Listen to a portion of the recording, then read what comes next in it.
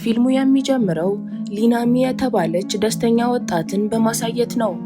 ሊናሚ በአንድ አዲስ ኩባንያ ውስጥ በማርኬቲንግ ባለሙያነት ትሰራለች። በተጨማሪም በትርፍ ሰዓቷ በአባቷ ሊሶንጉ ካፌ ውስጥ ትሰራለች። ኤንጂ የተባለች የቅርብ ጓደኛም አለቻት። አንድ ቀን ማታ ሊናሚ ስልኳን ባስ ውስጥ ረስታው ትወርዳለች። ስልኩንም ያገኘው ጁንዮንግ የተባለ ወጣት ነበር።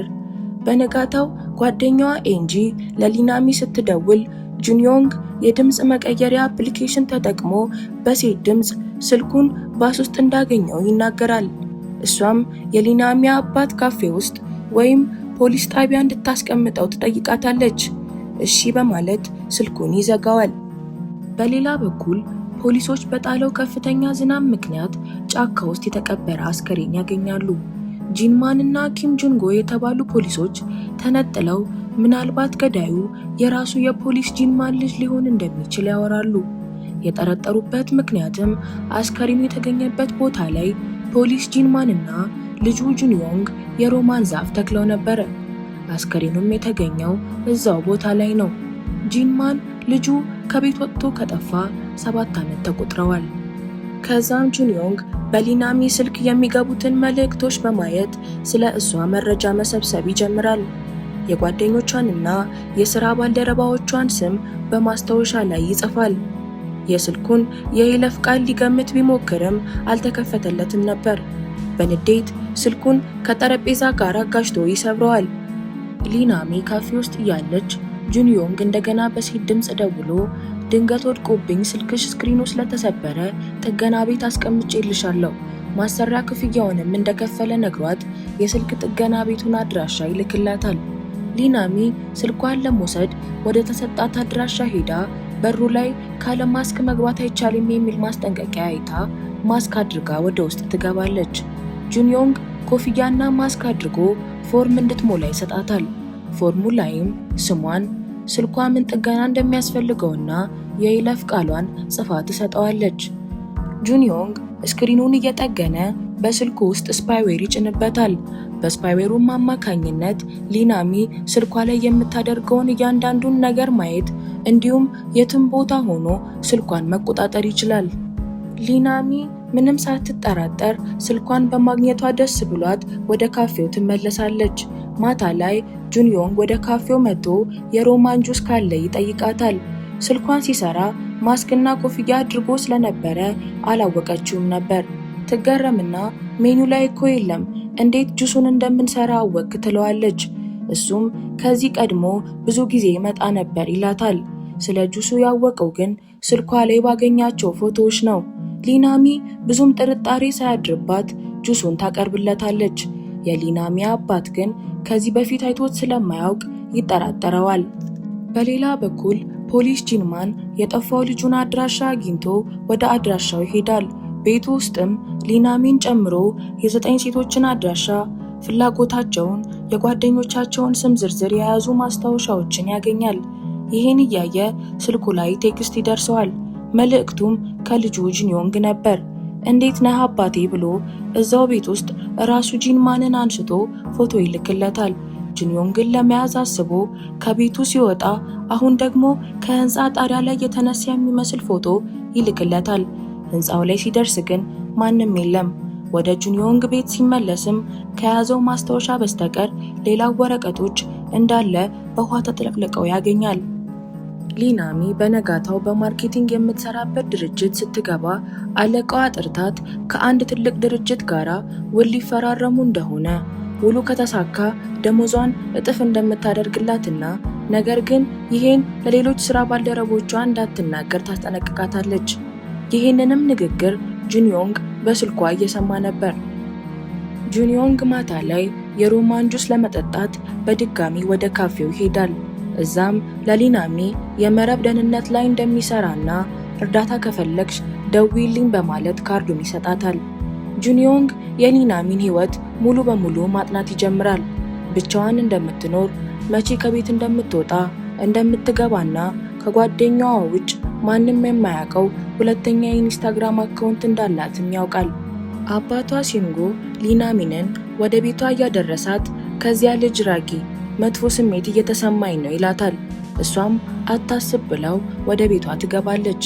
አባቷ ወደ ቤት ሲደርስ ጁንዮንግ በሩ ላይ እየጠበቀው ነበር። በሌላ በኩል ፖሊስ ጂንማን ማስታወሻው ላይ ካገኛቸው ስሞች መሃል አስከሬኗ ወደ ተገኘው ወጣት ቤት ይሄዳል። እናቷን አግኝቶ ሲያዋራትም ልጇ ከመጥፋቷ በፊት ስልኳ ጠፍቶ እንደነበርና አንዲት ሴት አግኝታው ስልክ መጠገኛ ቤት ውስጥ እንዳስቀመጠችላትና ከዛም በኋላ የልጇ ሕይወት እንደተመሰቃቀለ ትነግረዋለች። የስልክ ጥገና ቤቱን አድራሻም ትሰጠዋለች። በነጋታው ሊናሚ ስትነቃ ትናንትና አለቃዋ የነገረቻት ሚስጥር እንዲሁም ስለ ድርጅቱ አጸያፊ ነገሮች ከሁለተኛ ኢንስታግራም አካውንቷ ተለቆ ታገኛለች። ወደ ድርጅቱ ስትደርስም አለቃዋ ዓይንሽን ማየት አልፈልግም ብላ ከበሩ ገፍትራ ታስወጣታለች። ሊናሚ ስልኳ ሀክ እንደተደረገ በማሰብ ከጓደኛዋ ጋር ወደ ፖሊስ ጣቢያ ይሄዳሉ። እዚያም ስልክሽ ሀክ እንደተደረገ ማስረጃ አምጪ ይሏታል። ከፖሊስ ጣቢያ ስትወጣ ከአባቷ ዛሬ ካፌውን እንደማይከፍት መልእክት ይደርሳታል። ካፌው ውስጥ የተዋወቀችው ጁንዮንግ የመረብ ደህንነት ላይ እንደሚሰራ ትዝ ሲላት ትደውልና እርዳታውን ትጠይቃለች። ጁንዮንግ ስልኳን ካየው በኋላ ስልኳ ላይ ስፓይዌር እንዳለ ይነግራታል። ቀጥሎም ይሄን ያደረገችው ጓደኛሽ ልትሆን ትችላለች፣ ለአሁኑ ግን አጥፍቼልሻለሁ ብሏት ይሄዳል።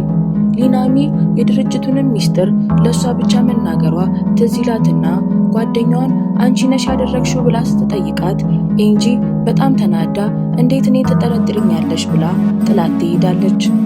ሊናሚ ብቻዋን እያሰበች ወደ ቤቷ ትሄዳለች። ቤቷ ውስጥ ጌም እየተጫወተች ስልኳ ቻርጅ ይዘጋል።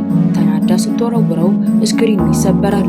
የተሰበረውን ስክሪን ስታይ ይህ ሁሉ የጀመረው የስልክ ጥገናው ቤት የይለፍ ቃሏን ከሰጠች በኋላ እንደሆነ ትዝ ይላትና ወደ ፖሊስ ጣቢያ ትሄዳለች። ፖሊስ ጂንማንና ጓደኛው ወደ ስልክ ጥገና ቤት ሲሄዱ ማንም የለም። ቦታውን ተዘብራርቆ ያገኙታል። እዛው እያሉም ሊናሚ ፖሊስ ይዛ ስትመጣ ይገናኛሉ።